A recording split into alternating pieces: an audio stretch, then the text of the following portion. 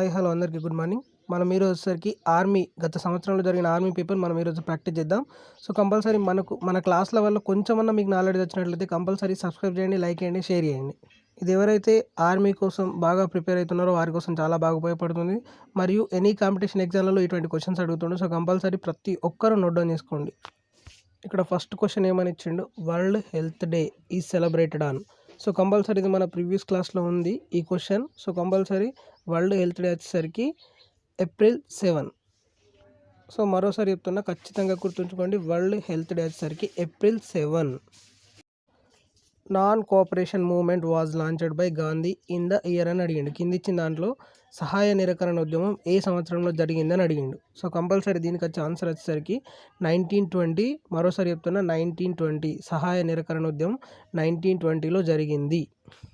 Next question వచ్చేసరికి కయాక్ is a kind of. కయాక్ అని దేన్ని అంటారని అడిగిండు కింది దాంట్లో. కయాక్ అంటే ఏం లేదు, ఒక బోట్ అండి. కంపల్సరీ గుర్తుంచుకోండి, కయాక్ అంటే ఒక బోట్. ఇక్కడ పక్కకు పిక్చర్లో కనిపిస్తుంది కదా, దీన్ని కయాక్ అని అంటారు. చాలా సినిమాలలో చూసుంటారు, దీన్నే కయాక్ అంటారు. గుర్తుంచుకోండి, కయాక్ అంటే ఒక బోట్. నెక్స్ట్ క్వశ్చన్ వచ్చేసరికి నాసిక్ ఈ situated on the bank of which river అని అడిగిండు. సో కంపల్సరీ నాసిక్లో ఏ నది ప్రవహిస్తుంది అని అడిగిండు. సో కంపల్సరీ దీనికి వచ్చేసరికి ఆన్సర్ గోదావరి. గుర్తుంచుకోండి, నాసిక్లో గోదావరి నది ప్రవహిస్తుంది. నెక్స్ట్ క్వశ్చన్ వచ్చేసరికి India's only sail training ship is అని అడిగిండు. సో కంపల్సరీ దీనికి ఆన్సర్ వచ్చేసరికి ఐఎన్ఎస్ తరంగిణి. ఏ India's only sail training ship is, answer is INS Tarangini. గుర్తుంచుకోండి, ఇది అడిగిండు అనుకో కంపల్సరీ ఐఎన్ఎస్ తరంగానికి ఆన్సర్ చేయండి. నెక్స్ట్ క్వశ్చన్ వచ్చేసరికి longest river in the world అని అడిగిండు. అమెజాన్ ఫ్లోయింగ్ త్రూ అని అడిగిండు. సో కంపల్సరీ దీనికి వచ్చేసరికి ప్రపంచంలో లాంగెస్ట్ రివర్ ఎక్కడ ఉందంటే సౌత్ అమెరికా. గుర్తుంచుకోండి, సౌత్ అమెరికా. నెక్స్ట్ క్వశ్చన్ వచ్చేసరికి schedule the deals with official language of India అని అడిగిండు. సో కంపల్సరీ దీనికి ఆన్సర్ వచ్చేసరికి 8th. ఆన్సర్ వచ్చేసరికి సి. గుర్తుంచుకోండి, schedule deals with official language of India అని అడిగిండు అనుకో, ఆన్సర్ వచ్చేసరికి సి 8th. నెక్స్ట్ క్వశ్చన్ వచ్చేసరికి number of commands in Indian army అని అడిగిండు. సో కంపల్సరీ దీనికి ఆన్సర్ వచ్చేసరికి బి 7 ఉంటాయి. ఇండియన్ ఆర్మీలో కమాండ్స్ ఎన్ని ఉంటాయి అంటే 7 ఉంటాయి. నెక్స్ట్ క్వశ్చన్ వచ్చేసరికి జిమ్ కార్బెట్ నేషనల్ పార్క్ ఎక్కడ ఉందని అడిగిండు. సో కంపల్సరీ దీనికి ఆన్సర్ వచ్చేసరికి ఉత్తరాఖండ్. డి. జిమ్ కార్బెట్ ఎక్కడ ఉంది నేషనల్ పార్క్ అంటే ఉత్తరాఖండ్. గుర్తుంచుకోండి, జిమ్ కార్బెట్ అంటే ఉత్తరాఖండ్. నెక్స్ట్ క్వశ్చన్ వచ్చేసరికి currency of Saudi Arabia. Saudi Arabia యొక్క కరెన్సీ ఏదని అడిగింది అనుకో, ఇది కంపల్సరీ అందరికి తెలుసు, సి రియాల్. గుర్తుంచుకోండి, Saudi Arabia currency riyal. Next question వచ్చేసరికి the first lady governor of independent India was. So compulsory ఈ ఆన్సర్కి అందరికీ తెలుసు, మన ఇండియాలో ఫస్ట్ లేడీ గవర్నర్ ఎవరు అని అడిగిండు. సో కంపల్సరీ దీనికి ఆన్సర్ వచ్చేసరికి Sarojini Naidu, C. Next question is who is the author of the book guide. The guide అనే బుక్ ఎవరు రాసినారు కింది దానిలో అని అడిగిండు. సో కంపల్సరీ దీనికి ఆన్సర్ వచ్చేసరికి గెట్ చేయండి ఏదైనా ఉంటుంది. Option B is correct answer, R K Narayan. The guide book ఎవరు రాసిండంటే ఆర్కే నారాయణ్. గుర్తుంచుకోండి, the guide book R K Narayan. Next question is supreme commander of armed force is. Supreme commander ఎవరి ఆధీనంలో ఉంటాడని అడిగిండు. సో కంపల్సరీ వచ్చేసరికి దీని ఆన్సర్ వచ్చేసరికి president. Option is D. D is correct. Supreme commander of armed force అని అడిగిండు అనుకో, సో కంపల్సరీ దీనికి ఆన్సర్ వచ్చేసరికి D, president correct. Next question వచ్చేసరికి the first battle of Panipat was fought between. First Panipat యుద్ధం ఎవరెవరి మధ్య జరిగిందని అడిగిండు. సో కంపల్సరీ దీనికి ఆన్సర్ వచ్చేసరికి ప్రతి ఒక్కరికి తెలుసు, Babur and Ibrahim Lodi. Correct answer is B, Babur and Ibrahim Lodi. Next question is malaria is caused by అని అడిగిండు. సో కంపల్సరీ దీనికి ఆన్సర్ వచ్చేసరికి ప్రోటోజోవా. ఇది కూడా మన ప్రీవియస్ క్లాస్లలో ఉంది, అందులోకి వచ్చింది క్వశ్చన్ కూడా. మలేరియా దేనివల్ల వస్తుందంటే ప్రోటోజాల్ డిసీజ్ అది. సో కంపల్సరీ ప్రీవియస్ క్లాసెస్ ఉన్నాయి, అవిని వాచ్ చేయండి. అందులోకి వెళ్ళి కూడా క్వశ్చన్స్ చాలా వచ్చినాయి. ఇవన్నీ మన క్లాసులకి వెళ్ళి ఉన్నాయి దాదాపు క్వశ్చన్స్. సో కంపల్సరీ క్లాసెస్ అన్నీ వాచ్ చేయండి పాతవి. Next question is name of the anti sterility vitamin. So compulsory question compulsory అండి, name of the anti sterility vitamin ఏదని అడిగిండు. సో కంపల్సరీ దీనికి ఆన్సర్ వచ్చేసరికి option A, vitamin E. Name of the anti sterility vitamin, anti sterility. ఈ క్వశ్చన్కి వచ్చేసరికి vitamin E. Vitamin E anti sterility. గుర్తుంచుకోండి, vitamin E అంటే యాంటీ స్టెరిలిటీ గుర్తు రావాలి. నెక్స్ట్ క్వశ్చన్ 18th క్వశ్చన్ వచ్చేసరికి relation between work and force and displacement is అని అడిగిండు. సో కంపల్సరీ దీనికి ఆన్సర్ వచ్చేసరికి A, W equal to F into X. అర్థమైందా? Relation between work and force and displacement is అని అడిగినప్పుడు answer is W equal to F into S. గుర్తుంచుకోండి, A answer is correct.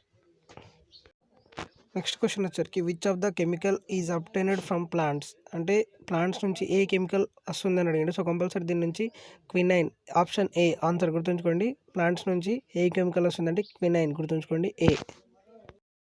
Next question is what is measured by seismograph. Seismograph అంటే భూకంపాలు నిర్ధారించని సిస్మోగ్రఫీ అంటారు, seismology అంటారు.